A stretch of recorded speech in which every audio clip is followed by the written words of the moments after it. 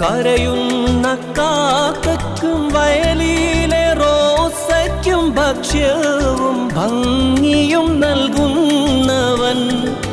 കരയുന്ന കാക്കയ്ക്കും വയലിലെ റോസയ്ക്കും ഭക്ഷ്യവും ഭംഗിയും നൽകുന്നവൻ.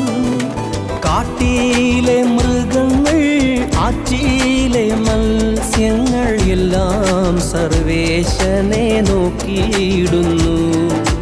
കാട്ടിലെ മൃഗങ്ങൾ ആറ്റിലെ മത്സ്യങ്ങൾ എല്ലാം സർവേശനെ നോക്കിയിടുന്നു.